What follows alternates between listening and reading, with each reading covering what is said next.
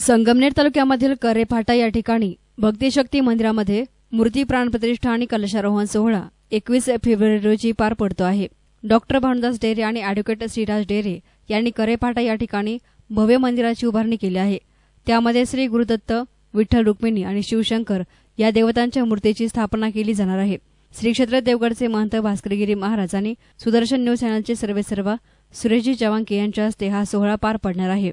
या सोहळ्यास महसूल मंत्री नामदार राधाकृष्ण विखे पाटील, शिर्डी लोकसभा मतदारसंघाचे खासदार सदाशिव लोखंडे, नगर दक्षिणचे खासदार डॉक्टर सुजय विखे पाटील, नाशिक लोकसभा मतदारसंघाचे खासदार हेमंत गोडसे, आमदार प्राध्यापक राम शिंदे, जिल्हा परिषदच्या माजी अध्यक्षा शालिनीताई विखे पाटील, माजी मंत्री मधुकर पिचड, आमदार बबनराव पाचपुते, गीता परिवाराचे संस्थापक संजयजी मालपाणी, आमदार किरण लहामटे, माजी आमदार वैभव पिचड, माजी आमदार स्नेहलता कोल्हे, आमदार आशुतोष काळे, आमदार माणिकराव कोकाटे, माजी आमदार भानुदास मुरकुटे, आमदार लहू कानडे, माजी आमदार बाळासाहेब मुरकुटे, माजी आमदार चंद्रशेखर कदम, माजी आमदार राजाभाऊ वाजे यांची प्रमुख उपस्थिती असणार आहे। वारकरी संप्रदायाचे भूषण हरिभक्तपरायण उल्हास महाराज सूर्यवंशी, अध्यापक जोग महाराज वारकरी शिक्षण संस्था आळंदी यांची कीर्तन सेवा संपन्न होणार आहे।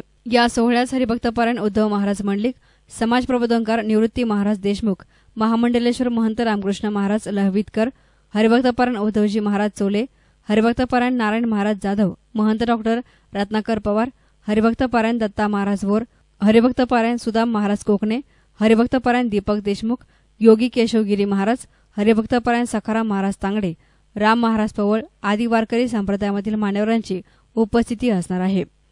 एस9 मीडियासाठी प्रतिनिधी महेश खोळे, संगमनेर।